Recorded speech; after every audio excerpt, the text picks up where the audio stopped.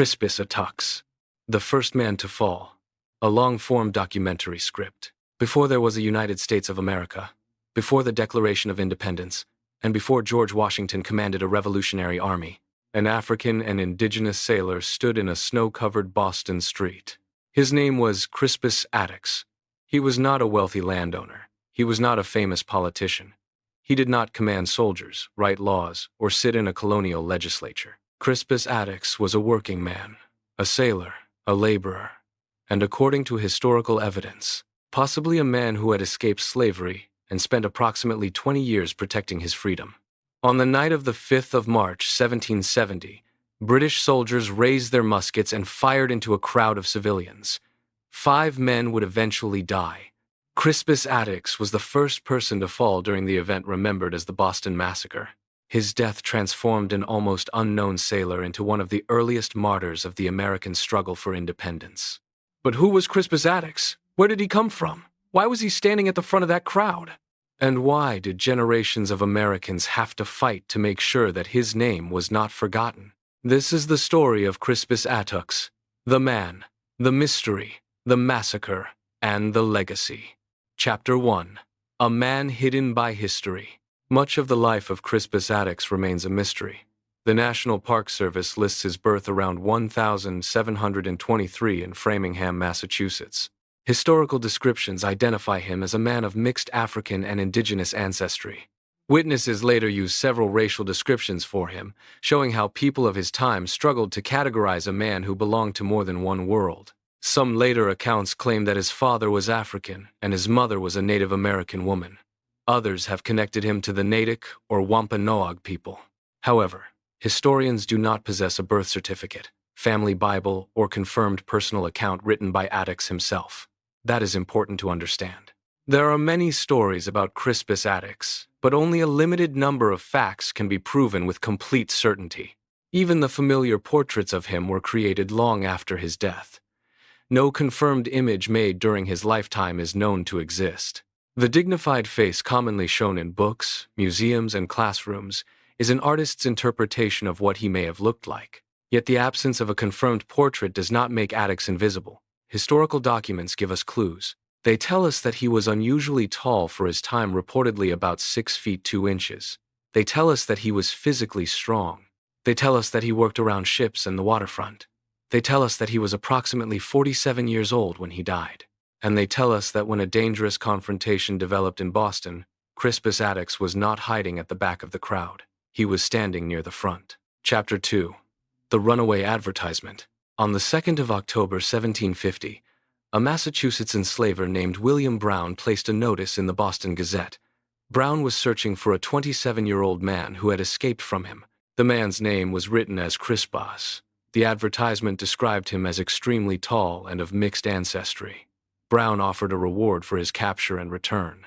Many historians believe that the man described in this advertisement was Crispus Attucks, but there is still some uncertainty. Contemporary documents from 1770 do not directly state that the Boston Massacre victim was the same person named in the 1750 advertisement. Nevertheless, the similarities in the name, age, location, ancestry, and physical description are powerful. Think about what escape meant in 1750. There were no photographs of fugitives. There were no telephones, automobiles, or electronic identification systems. But there were newspapers, reward notices, slave catchers, and laws that treated human beings as property. A captured freedom seeker could be beaten, imprisoned, sold away, or returned to the person claiming ownership.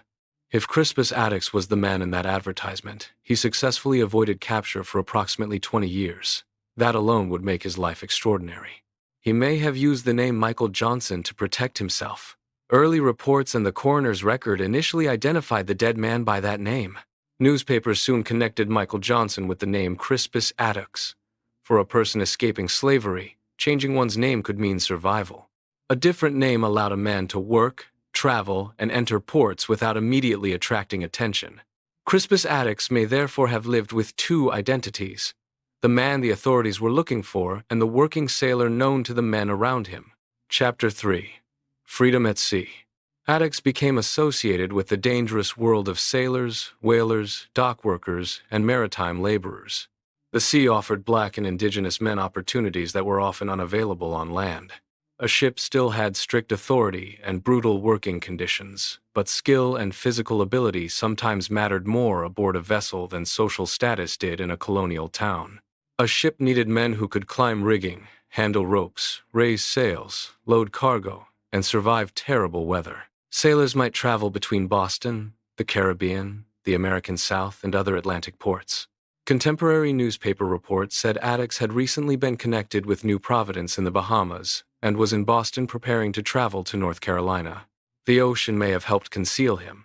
On land, an escaped man could be recognized or questioned. At sea, he could move from port to port, working among sailors from different racial, national, and social backgrounds. But maritime freedom had limits. Sailors lived dangerous lives. Shipwrecks, disease, injuries, poor food, and violent discipline were common. Sailors could spend months away from home and return without enough money to survive. When they returned to Boston, they competed for work on crowded docks.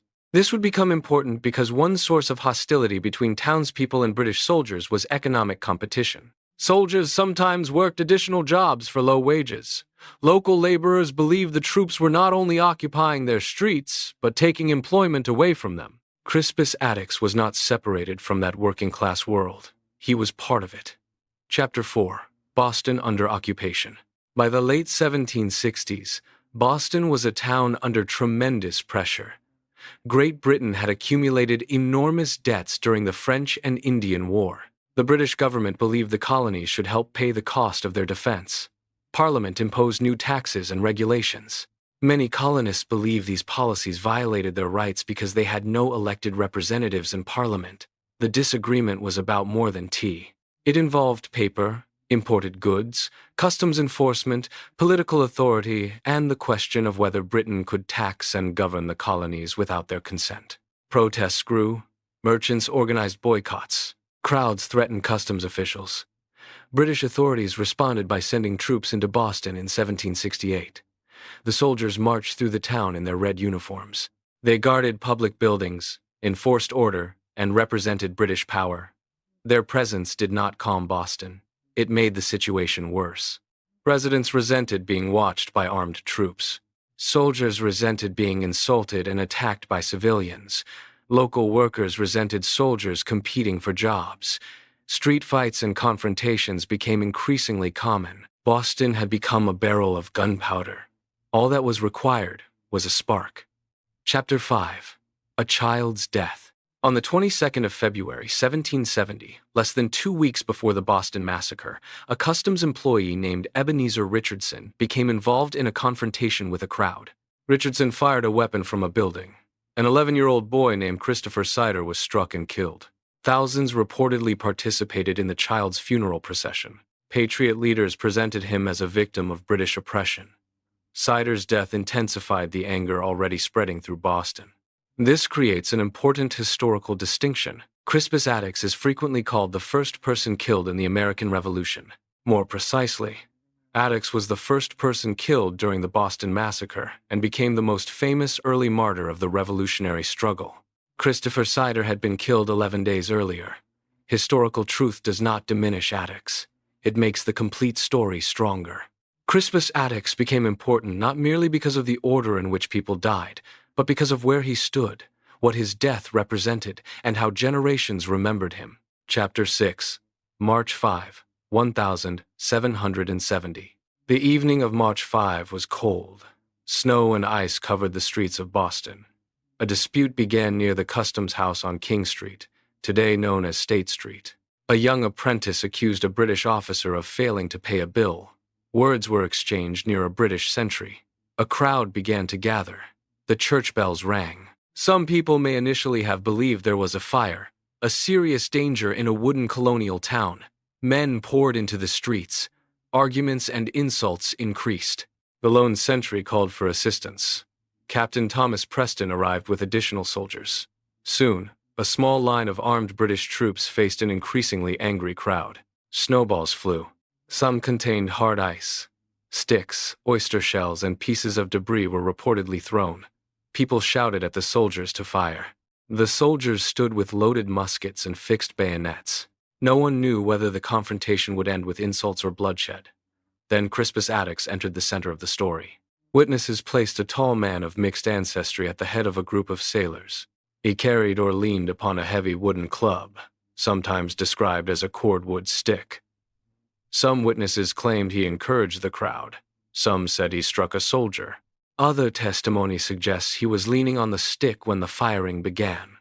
The accounts do not agree completely. More than 40 witnesses would later testify, and their stories frequently contradicted one another. What is certain is that Attucks was close to the soldiers when the confrontation reached its most dangerous point. Chapter 7. The Gunfire. In the confusion, one British soldier was struck or lost his footing. A musket discharged. Then other soldiers fired. The shots did not appear to be one perfectly organized military volley.